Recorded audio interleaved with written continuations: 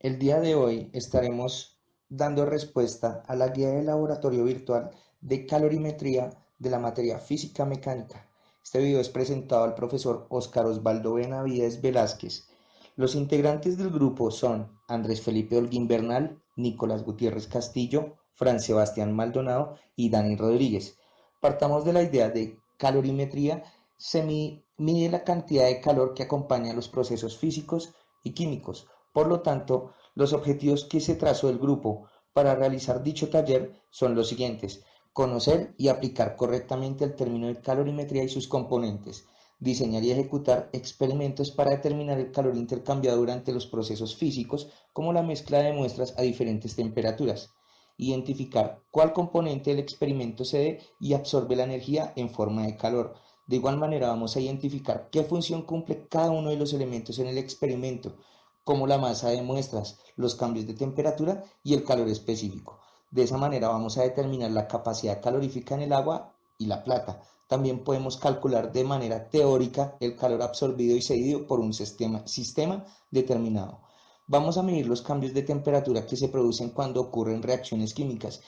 Mediante ello vamos a determinar la cantidad de calor necesario y vamos a determinar cuantitativamente la relación entre joules y calorías. Doy paso a mi siguiente compañero de grupo. Comenzando con nuestro experimento, tenemos la actividad 1, planteando la primera pregunta. ¿Qué función cumplen los instrumentos de la aplicación? Tenemos un agitador para mezclar las muestras e interactuar con sus cambios de temperatura. Y tenemos un termómetro que nos indicará la temperatura al momento de generar las mezclas. Pregunta 2. Una vez se mezclan las dos muestras de agua, ¿qué sucede con la temperatura que marca nuestro termómetro? Tendremos dos mezclas de diferente temperatura. Cada una, si una temperatura es mayor a la otra, al generar la mezcla hará que ambas temperaturas varíen hasta llegar a un equilibrio. Pregunta 3. Enumerar los parámetros físicos. Los parámetros que encontramos son la masa en unidad de gramos y la temperatura en unidad de grados Celsius. Pregunta 4. Escriba el calor específico que brinda la aplicación. En la aplicación encontramos un calor específico de 4.184 joules sobre grados Celsius. Continuamos y observamos la gráfica los siguientes datos. La variable dependiente de la temperatura va a estar en el eje Y y la variable independiente del tiempo va a estar en el eje X.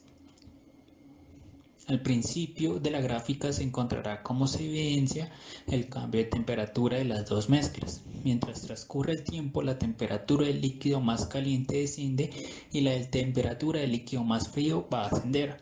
Al finalizar, ambas mezclas quedarán con un equilibrio en su temperatura. Se plantea la siguiente pregunta: ¿qué representan las esferas rojas y las blancas? ¿Y qué diferencia hay entre las moléculas Holt entre las moléculas Cold? Las esferas rojas representan agua caliente y las blancas representan el agua fría.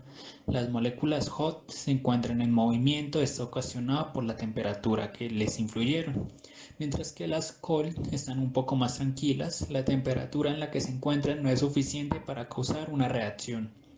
Análisis de la actividad 1. Conociendo la muestra de agua que cede y la que absorbe energía en forma de calor, calcule el calor cedido y el calor absorbido y compruebe que calor cedido más calor absorbido es igual a 1. Tenemos nuestra ecuación. Reemplazando en nuestra ecuación dos mezclas con diferentes temperaturas, una de 50 grados y otra de 20. Una vez operamos, demostramos que el calor cedido es de 1500 grados centígrados. 2. Sabiendo que en la temperatura inicial una de nuestras muestras es de 50 grados, ¿cuál debería ser la temperatura inicial de la muestra para que la temperatura final de la muestra quede en 50 grados centígrados? Utilizando la ecuación del calor absorbido menos calor cedido, reemplazamos los 50 grados y operamos de un modo tal que nuestro resultado de temperatura final va a ser de 50 grados, como nos muestra esta ecuación. 3. Considere que el calorímetro se vierte en un fluido desconocido, respetando la masa y la temperatura fijadas en la simulación para ambas muestras. ¿Cuál será el calor específico del fluido, desconociendo si la temperatura final de la mezcla es de 41.5 grados? Utilizamos la misma ecuación de calor absorbido menos calor cedido. Usamos nuestras dos temperaturas, una de 50 grados y otra de 20. Reemplazamos en nuestra ecuación y nos da como resultado 10.583 joules. Actividad 2. Mediante unos datos suministrados en la guía de laboratorio, debemos hacer cálculo mediante las gráficas del calor absorbido cedido por el bloque de plata como función de la variación en la temperatura. De igual manera, lo mismo realizamos con el agua, donde entregamos el siguiente análisis de la actividad 2. Al momento de realizar la primera pregunta, determine cuál de las sustancias en estudio pierde y gana energía en forma de calor cuando se combinan. La energía térmica se debe al movimiento vibratorio de las partículas que forman materia, como lo observamos en las gráficas que nos suministraba el aplicativo, donde el metal silver, a mayor temperatura, la mayoría de las partículas que forman ese cuerpo se mueven o vibran con mayor velocidad, por lo que tendrán más energía. La energía térmica se transfiere de un cuerpo que está a mayor temperatura, que es el metal, a un cuerpo que está a menor temperatura, que es el agua. Por lo tanto, el metal va perdiendo energía y el agua va ganando energía. Segunda pregunta. Segunda pregunta del análisis realizado. Analice la gráfica de la calor versus la variación del tiempo obtenidas en el bloque de plata y agua. ¿Qué tipo de comportamiento presentan? ¿Qué información importante se podría obtener a partir de este comportamiento? Donde deducimos que la capacidad calorífica es constante. Cuando varios cuerpos a diferentes temperaturas se encuentran en un recinto adiabático, se producen intercambios caloríficos entre ellos, alcanzando la temperatura de equilibrio al cabo de cierto tiempo. Tercer punto. Después de utilizar las gráficas, pudimos deducir la capacidad calorífica de los cuerpos, tanto en la plata como en el agua, encontrando que la plata tiene una capacidad calorífica de 4.7 joules sobre grados centígrados y el agua tiene una capacidad calorífica de 214 joules sobre grados centígrados. Se encontraron el calor específico y hallamos el error relativo porcentual al comparar su cálculo entre valores teóricos. Generando diferentes cálculos mediante el simulador, podemos observar que tanto el agitador como el termómetro se encuentran planteados en un sistema ideal. Los datos obtenidos en este aparato no nos generan errores ni inconsistencias. Al comparar los resultados obtenidos por el simulador, la ecuación de calor cedida y calor absorbida nos dio como resultado valor 1. También se puede observar que los resultados de la ecuación de la calor cedida más la calor absorbida nos va a dar 0 por el método de despeje que obtenemos. En el quinto punto nos informa que si la simulación le diera el valor del calor cedido o absorbido por cada muestra, pero no le brindara una información de la temperatura inicial y la final de las muestras, ¿qué experimento podríamos diseñar? En donde nosotros como grupo informamos que para incrementar la temperatura se requiere de un proceso y esto a través del calor.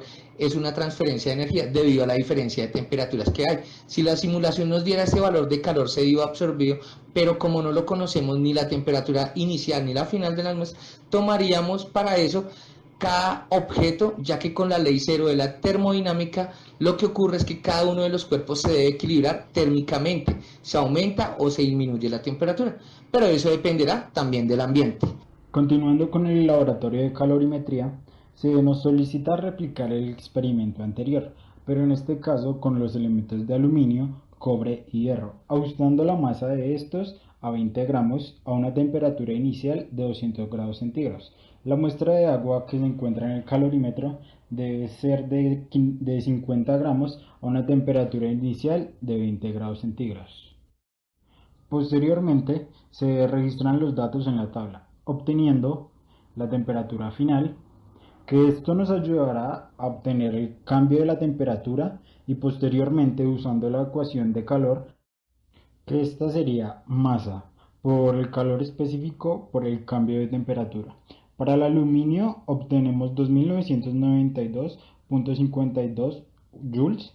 Para el agua con el aluminio obtenemos 2991.56 joules. Para el cobre obtenemos 1336.79 joules. Para el agua en este caso obtenemos 1336.78 joules. Para el hierro obtenemos 1549.85 joules y el agua en este caso obtenemos 1550.17 joules. Al graficar estos valores observamos que el aluminio es el elemento que más calor obtiene después del experimento, seguido por el hierro y últimamente el cobre. En el primer enunciado del análisis de la actividad 3 se nos pide organizar de mayor a menor los metales que tienen habilidad de ceder calor.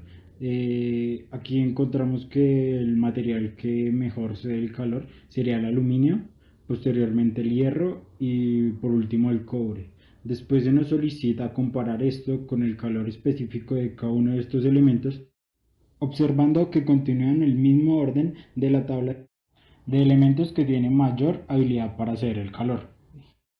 En el enunciado 2 nos preguntan cuál de los materiales tiene el mayor cambio de la temperatura y si este coincide con el que posee mayor calor específico. En este caso, el que mayor cambio de temperatura sufre es el cobre, puesto que su temperatura inicial es de 200 grados y su temperatura final es de 26.39 grados, siendo este cambio de temperatura de 173 grados. Sabemos que el calor específico es la necesidad de calor necesaria para poder cambiar el calor del elemento. En este caso, el cobre tiene la menor cantidad de calor específico necesaria para hacer este cambio. Podemos decir que esto ayuda a que su cambio de temperatura sea mayor que el del resto. En el enunciado 3 nos preguntan qué material utilizaríamos para una construcción basándonos en el que menor energía en forma de calor sea. ¿Cuál sugeriría? En nuestro caso el cobre es el que menor energía en calor cede, pero es un material muy costoso, entonces yo recomendaría usar el hierro. El hierro tiene un calor específico muy parecido al del cobre, por lo tanto sería muy similar el calor que sean. El hierro es un material mucho más económico que el cobre. Continuando con el tema del laboratorio de calorimetría, les voy a presentar el resumen. La calorimetría se encarga de medir el calor en una reacción química o un cambio físico usando un calorímetro. Asimismo, para determinar el calor específico de una sustancia cualquiera, debemos saber con facilidad que éste intercambia calor con el medio que lo rodea. Es por ello que se realizó un experimento mediante la aplicación calorimetría y a fin de evaluar las dos variables mediante la ecuación calorimétrica, donde se obtuvieron los datos adjuntos en las tablas anexas. Por ello se asume que el medio debe estar bajo condiciones controladas para poder cuantificar el intercambio de calor del cuerpo en estudio, y para ello dispondremos de un sistema aislado del medio ambiente, de modo que se le crea un ambiente al objeto estudiado, de tal manera que se encuentre libre de interacción con la atmósfera. Tal ambiente es el termo o calorímetro, quien idealmente no debería intercambiar nada de calor con el medio. Sin embargo, sabemos que esto no ocurre, ya que para los intervalos de tiempo cortos y el termo dio una buena aproximación a lo requerido por el laboratorio. Recordemos que la calorimetría es la ciencia que mide la cantidad de calor que cede o absorbe un cuerpo. Para determinar las equivalencias térmicas se utilizaron distintas temperaturas para así mezclarlas y obtener un cambio de temperatura durante tiempos determinados hasta hacer que el sistema se encontrara constante. Continuando con la presentación del laboratorio, en este momento les voy a presentar lo que fueron las conclusiones. Al verificar el comportamiento de las dos variables en las sustancias, podemos concluir que el material plata, con un tiempo menor y una temperatura constante, tiene un 97% más conductividad que el agua, la cual solo tiene un 8%. Con las pruebas realizadas a la plata se pudo determinar la cantidad de calor cedido que experimenta este material. Con los diversos cambios de temperatura podemos determinar que a mayor temperatura inicial al generar la mezcla con el agua es más la proporción de calor cedido. Podemos determinar que el metal siempre está sujeto a perder grandes cantidades de calor al contacto del fluido. Nos damos cuenta en cómo se aplica la primera ley de la termodinámica en el experimento calorimétrico, donde observamos cómo la energía no se crea ni se destruye, sino se transforma en energía dada o recibida.